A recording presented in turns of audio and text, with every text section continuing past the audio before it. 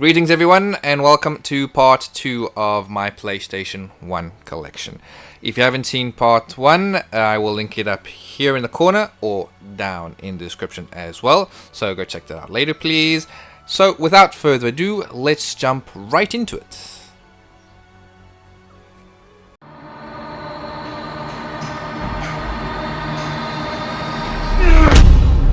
In 2001, the first Harry Potter movie would be released, so of course, a game was not far behind. And I have to say, not bad. Not bad at all.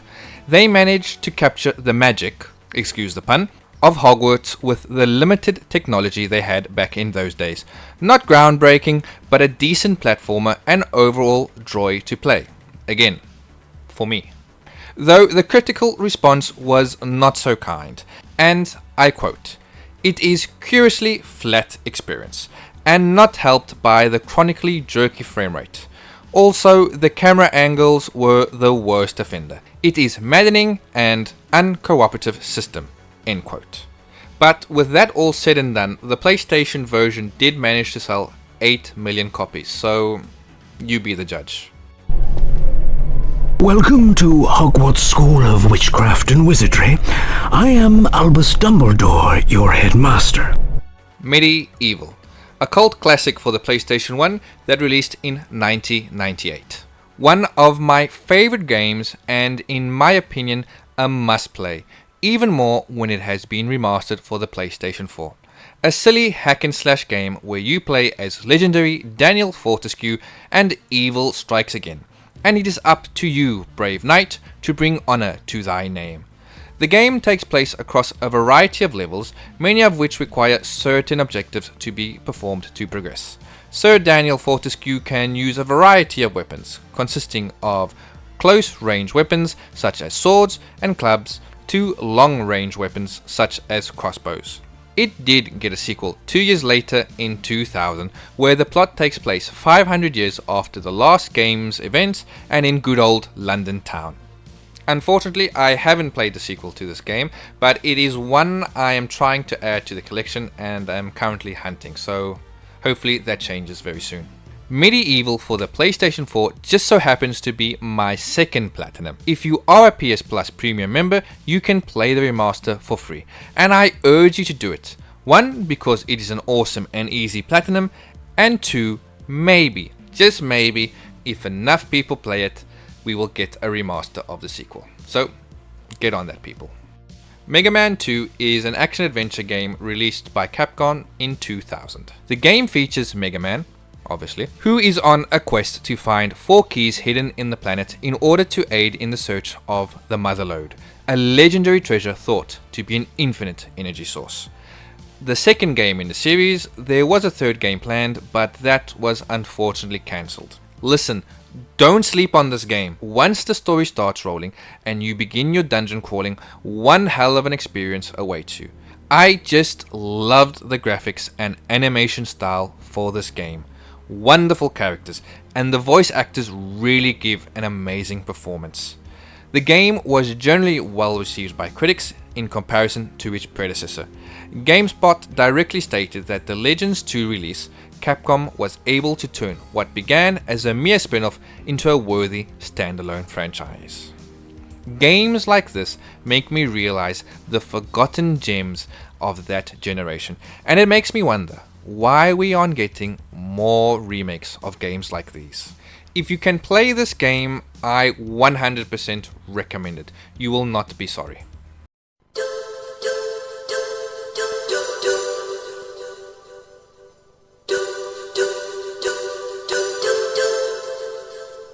Metal Gear Solid. Tactical espionage action. Released by Konami in 1998. And undoubtedly one of the best games for the system. Solid Snake, Shadow Moses, Psycho Mantis, plugging in your controller in the Player 2 port. Every second of this game is iconic. Who knows how many games Metal Gear inspired or influenced. I remember like it was yesterday, the day I got this. My dad took me down to the local electronics store so I could choose my birthday present. So of course, I wanted a video game, and this cover caught my eye. I mean, look at it. Glorious. Now, to be honest, I only bought the game because the cover looked cool, but nobody could have prepared me for what I was about to experience. Konami and Kojima became household names after this. A pity they would have a fallout so many years later, leaving the Metal Gear Solid franchise in the air. There have been rumors now and then about a possible remake for either the first or third game, but nothing solid yet. If I had to choose, I would like them to remake the first one, as in my opinion it is the best one. Other people feel like 3 is the best game, and to them I say you're wrong. Yes, even you, Jontis. I really don't care which one they remake, as long as one is done. So here's hoping that there is some truth to those rumors. Snake,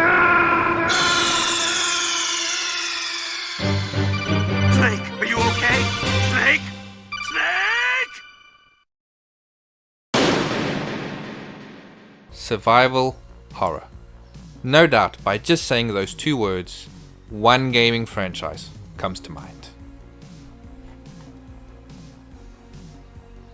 May I present to you Resident Evil 2 and 3. I was introduced to this franchise by my good old friend HD Guy, who lent me the first Resident Evil game. However, I did not finish it because 1, I didn't truly understand the game mechanics back then, and 2, it scared the living daylights out of me.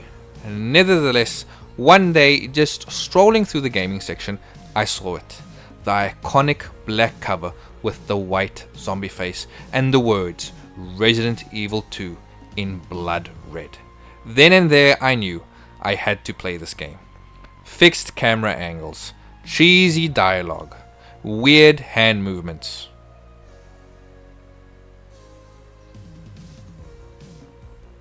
And monsters that turn your hair white. Resident Evil 2 till this day is my favorite of the franchise, and that is a hill I'm willing to die on. This game came out in 1998, and just 1 year later Resident Evil 3 would hit our shelves. Capcom had caught lightning in a bottle for a second time, because this game introduced us to Nemesis. And trust me, the dude honors the name. The game also introduced the choice option, allowing you to choose how you would like to handle a key moment. Stand your ground and fight, or turn tail and run. Now, for the younger viewers here, you need to understand. Back in the day, if you were attacked by an enemy, just by going into another room would make you safe. But old Nemi had a trick up his sleeve. The moment the camera angle changed away from the door, he would enter the room and resume the chase. Let me tell you, the first time that happened to me, I nearly shot myself. This was something that had never been done before.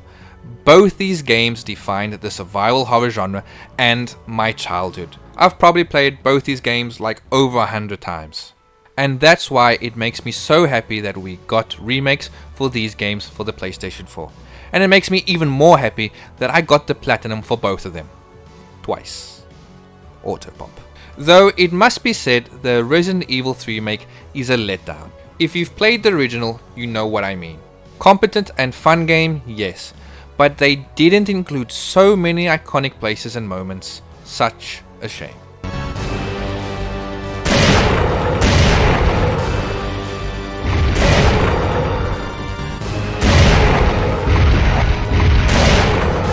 You want stars? I'll give you stars. I think it's pretty obvious that I'm a huge Spider-Man fan.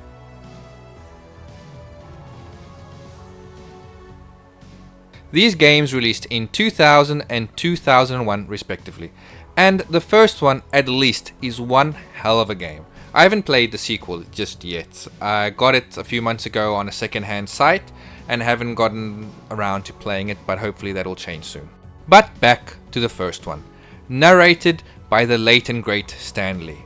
This game had everything: comedy, great story, awesome villains, and several costumes that you could unlock and play with, some of them giving you extra powers, like the symbiote's costume, Wearing this would make you have unlimited webbing, so you could go crazy webbing up enemies from afar. Another classic from its time and a game I thoroughly enjoyed playing. Okay, my parents have requested that I tell the story, so the TLDR is I am from Cape Town, South Africa, for those who don't know or who haven't noticed the accent. So come Christmas time, my dad gives me 500 Rand, which is the currency in South Africa, for Christmas presents to buy for him, my mom and my sister and myself. So what do? I go to the local game shop, and of that 500 Rand, I spend 400 on this. My reasoning, well, I had 33 Rand to spend between the three of them, which back then was a lot of money, so I was like 10 years old. What do you guys expect? Are you happy now, Mom, Dad? Can you drop it now? Every Christmas they bring this up.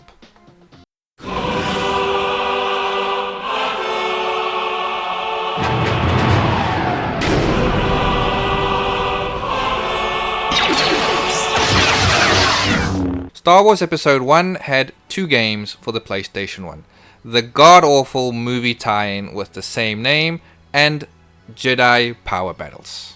The game is a mix of platform and beat 'em up. Here in Power Battles, you get to play as one of the 5 primary characters: Obi-Wan Kenobi, Qui-Gon Jinn, Mace Windu, Adi Gallia, and Plo Koon. And this game was awesome. I never owned it back then, but a friend of mine did, so I would rush over to his place every weekend to be able to play this. I was a huge Star Wars fan back in the day. Now, not so much, and the reason for that begins with Episode and ends in 8. But bad sequels aside, it was not easy getting a hold of this one, either in really bad shape or crazy expensive. I managed to find this one that was in between that.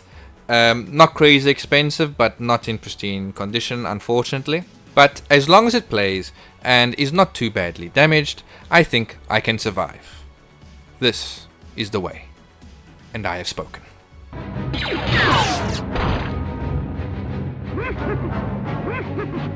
So that is my collection of PlayStation 1 games. What was your favorite PlayStation 1 game? Tell me down below. Thanks for watching and making it this far in the video. I hope you enjoyed. Please consider subscribing if you haven't already. Don't forget to hit that like button. Drop that comment down over here. And I'll see you all next time. PTR out.